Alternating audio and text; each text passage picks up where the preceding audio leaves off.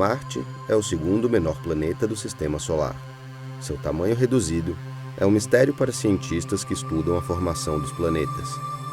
Uma pesquisa brasileira pode ter encontrado a resposta para a pergunta: por que Marte não cresceu?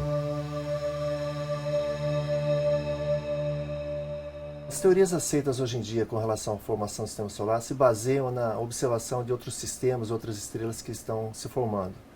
Inicialmente se teria um material, um volume de material que colapsa formando a estrela no centro e ficando uma esfera, uma nuvem de gás e partículas ao redor. Conforme essa nuvem adquire velocidade e rotação, esse disco colapsa num plano e a gente passa a ter realmente, em vez de uma nuvem, um disco de partículas e poeira e gás. E aí, com o passar do tempo, essas partículas vão colidindo uma com a outra, se acretando devido a forças eletrostáticas. Conforme elas crescem a partir de um certo tamanho, o campo gravitacional passa a fazer um efeito significativo, e elas vão crescendo até atingir centenas de metros, alguns quilômetros. Essas partículas, quando atingir esse tamanho, a gente usa a nomenclatura de planetesimais. Esse processo continua, não é simplesmente colidir e acretar. Em muitos casos são destrutivas as colisões, então eles quebram, mas no processo existe um ganho ao longo do tempo, e aí algumas vão crescendo até atingir tamanhos maiores, que a gente chama de protoplanetas, né? Nessa fase inicial se formaram os primeiros planetas, no caso do Sistema Solar, os planetas que a gente chama de gigantes, os gasosos, então Júpiter, Saturno principalmente. E quando eles atingem o núcleo desses planetas da ordem de 10 massas terrestres, aí então eles conseguem atrair toda uma região que existe ao redor deles, o gás que tem é atraído para ele de uma maneira bastante rápida, e aí eles adquirem mais massa ainda, e essa massa chega a ser 10 vezes a massa que eles tinham originalmente só com o núcleo deles. Isso ocorre nos primeiros 10 milhões de anos, após a formação da estrela. E depois, os planetas que a gente chama de terrestres, né, Terra, Marte, Vênus, Mercúrio, esses se formam na etapa posterior. Então, o resto de material que sobrou, provavelmente nessa etapa você já não tem mais gás, são basicamente partículas, os planetesimais que sobraram, os embriões, que são os protoplanetas que sobraram, e aí desse disco que vão se formar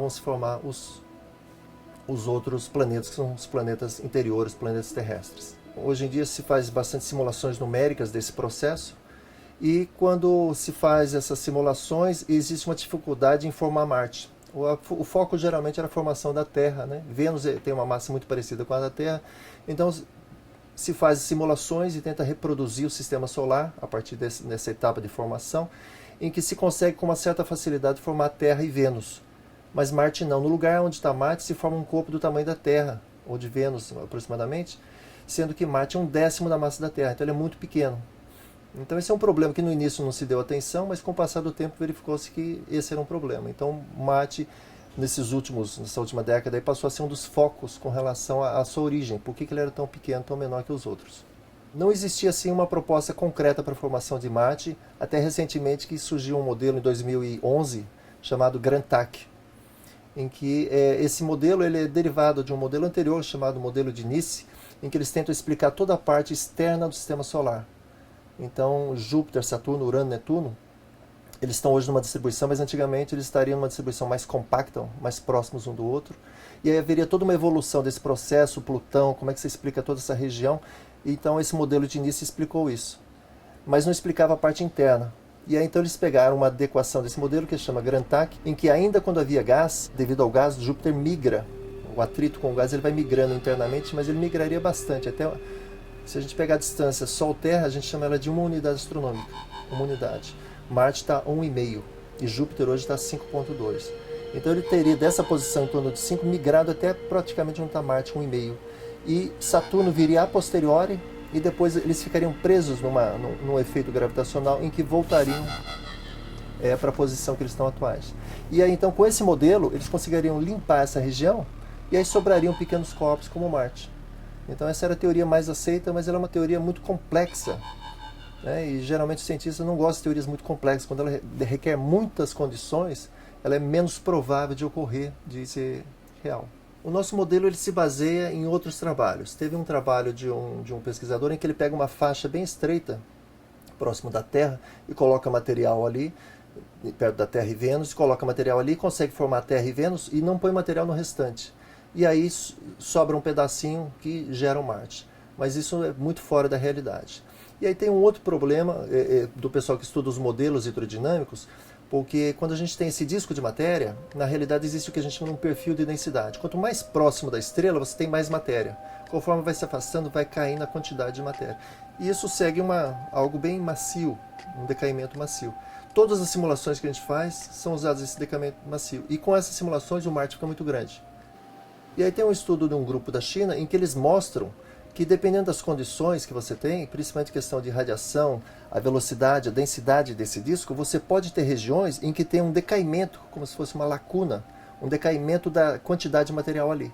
Então você tem esse perfil, né? Quanto mais próximo das estrelas tem mais material, vai se afastando, vai decaindo, mas aí tem um trecho em que você tem como se fosse uma lacuna aqui e depois continua. E isso é possível de ocorrer, de existir. E essas lacunas ocorrem geralmente próximo dessa região onde está Marte, onde estaria Marte hoje. Então o nosso estudo se baseia em, utilizando esse modelo do perfil de densidade desse disco, simular com esse perfil e verificar o que ocorre não só com Marte, mas com todo o sistema, porque não adianta você formar Marte e não dar certo o restante do sistema. Por exemplo, a gente tem que formar Vênus, a Terra, tem a questão da distribuição, da entrega de água que vai para a Terra, a quantidade de água que chega na Terra. Então, tudo isso é levado em conta, não é simplesmente Marte isoladamente. Você tem que manter tudo, reproduzir e também o Marte. Então, aí o nosso estudo foi nessa linha. E esses perfis de densidade, a gente testou várias possibilidades e encontramos aquelas que são as ideais para gerar o Marte. E mantém todo o restante, o sistema solar interior, né? Vênus, a Terra, a quantidade de água que chega na Terra, o cinturão de asteroides que vem depois de Marte, entre Marte e Júpiter, também é mantido. Então consegue manter toda essa estrutura para alguns perfis de densidade que nos modelos hidrodinâmicos são mais realistas do que os que a gente usava até agora. Quando eu falo a gente, eu quero dizer a comunidade internacional toda nessa área. As coisas vão indo por etapas. Então primeiro estou falando na área primeiro se estudou muito o sistema solar exterior, os planetas gigantes, com esse modelo de Nice e tal. Aí depois esse modelo gerou problema para a parte interna, então começou a estudar a parte interna. No momento a bola da vez é Mercúrio. Todos esses estudos ninguém se preocupou com Mercúrio.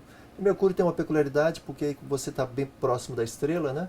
E aí você tem a questão da relatividade que também entra nos estudos, que nesses outros casos não é relevante, não é importante isso. Então é o que está se estudando no momento, é o problema de Mercúrio. Essa é a bola da vez.